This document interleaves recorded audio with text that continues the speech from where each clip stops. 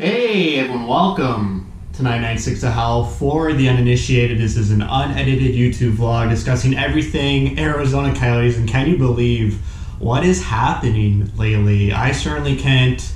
It's borderline magic, but let's get into it. Coyotes have won 7 of their last 9 games. 2 of those losses, obviously embarrassing losses to the Avalanche, and the other 7 wins were all against a mix of California teams.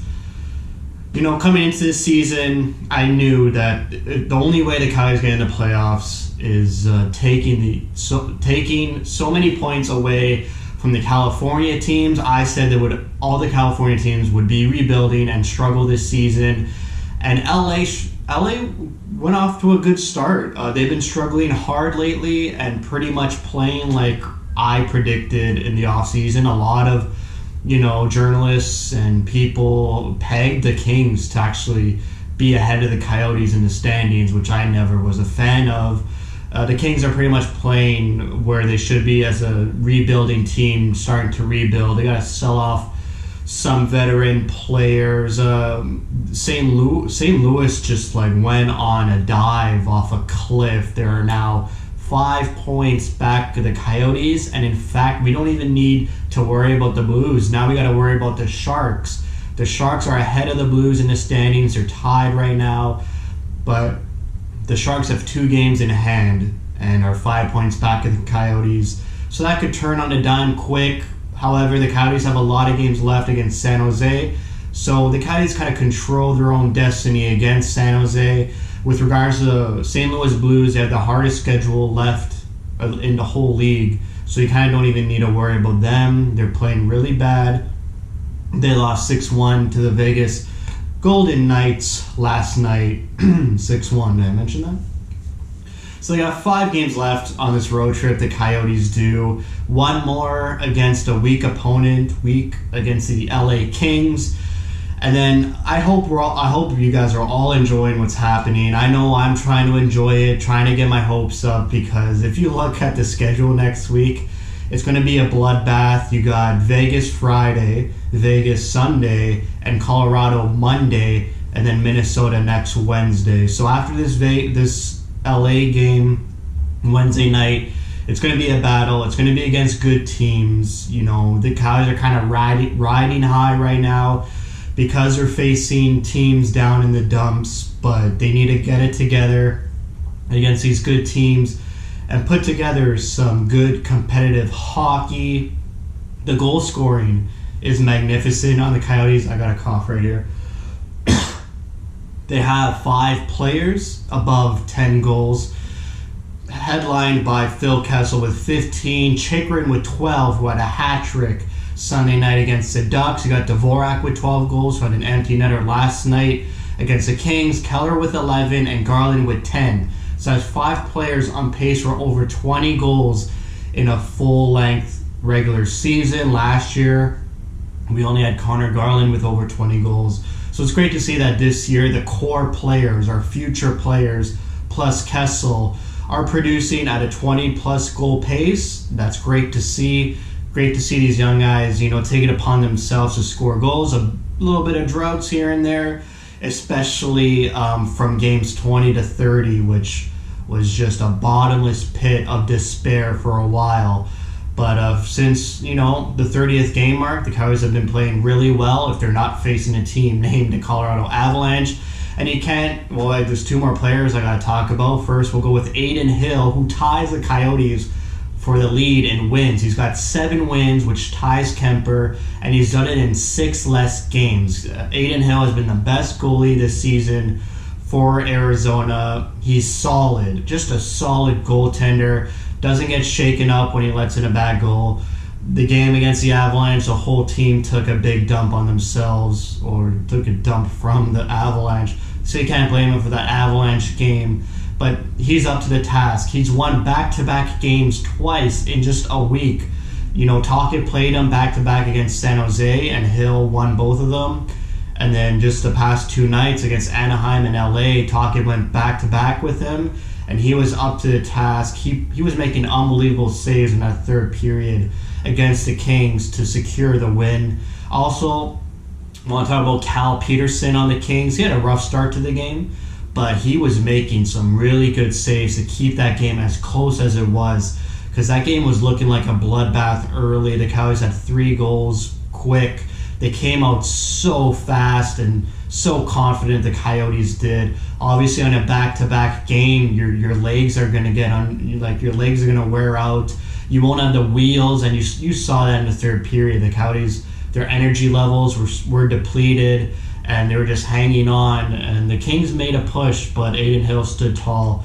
And good on Cal Peterson to make it as close as it was, because the Coyotes had a lot of good chances even after the 4th goal that they scored.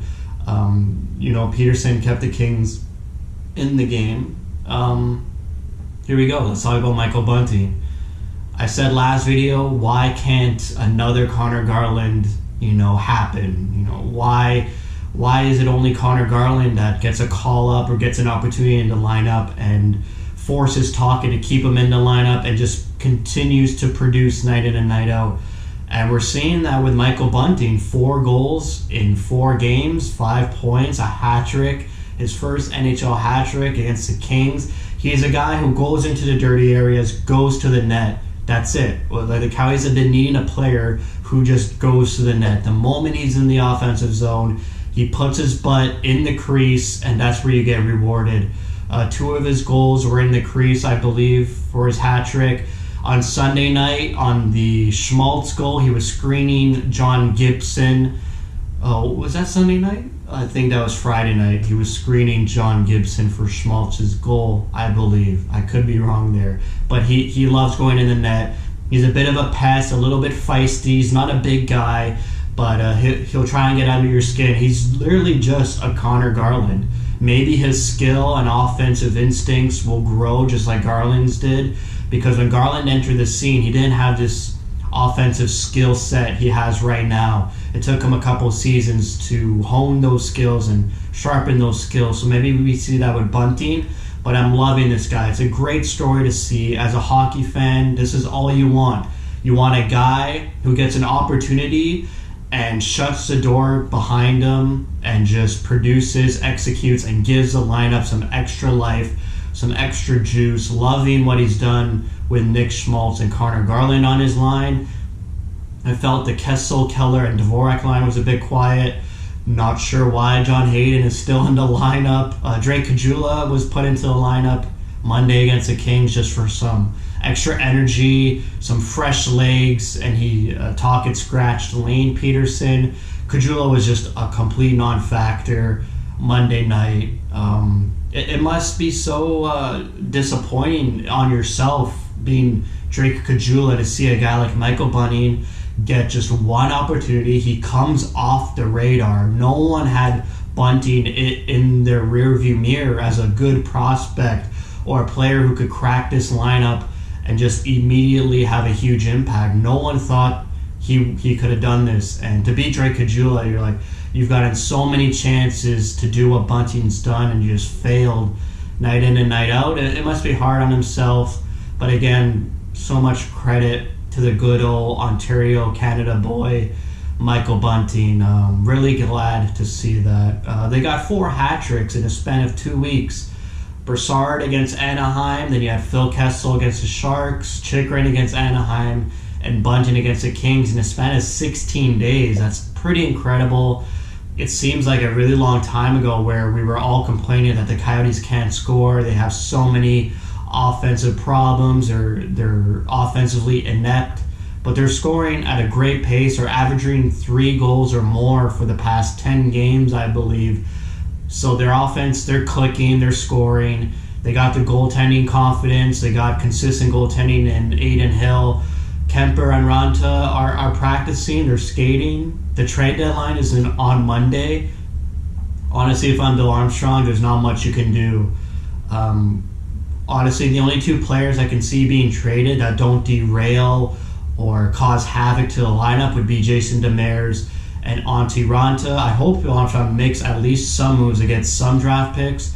I think Ranta and Demers can fetch some good draft picks. I think if you trade Goligoski, that could be detrimental to the team moving forward. So it's a tough decision for Bill Armstrong, but the Coyotes made him force him to be put into that compromising position with good hockey play, getting a lot of points where you need to get points.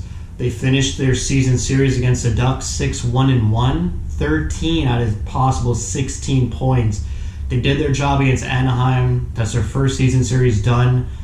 I don't know what season series will be over next. I think the St. Louis Blues, they got one more game against the Blues and their season series will be finished. So that's it. I mean, the Coyotes played a great game Monday. They had 4 power plays in the first period, scoring on 3 of them. That's what happens when you get your opportunities. I mean, they produced. They really made the Kings play for their sloppy discipline, and they converted on opportunities given to them. And Coyotes maybe in the middle of the season or beginning of the season, they wouldn't convert on power plays given to them at pivotal moments in games and would cost them games. Well, now the power play's clicking, it's saving them games, it's winning them games, and that's what you need your power play to do for you. If we're talking about teams chasing the Coyotes, I mentioned the Blues and the Sharks. The Sharks are on a 4-game winning streak, and they have 5 of their next 5 games against California teams, so they got a pretty easy schedule for a bit before it gets way harder. At the end of April, the Sharks face Minnesota on a back-to-back, 3 straight against Vegas, and then 4 straight against the Colorado Avalanche. So, sure, the Sharks are looking good. They're riding high just like the Coyotes are, but they got a miserable end of April and beginning of May. And then the Coyotes face the Sharks a couple times in their last couple games of the season. So, the Coyotes are creating a buffer zone between teams behind them, facing these bad teams. And when they face good, competent teams, you gotta play for overtime. That's all we ask for. Play for overtime. Don't get embarrassed in regulation. If you can get a point here and there against Vegas, Avalanche, and Minnesota, you're in good shape. If you get wiped out on every one of those games, you got a 5-point cushion, and then you regain those points when you face California teams again. So it's interesting. I'm just enjoying the ride. Expectations are pretty low. I'm just loving watching Coyotes hockey. I'm loving the Michael Bunting story, the Aidan Hill story. I'm liking the goals. It's always great to see your team score. So hopefully they continue it. And I'm looking for competitive games against the good hockey teams above them in the standings. So that's it for me. If you like what you see, spread the word. And thank you for your support.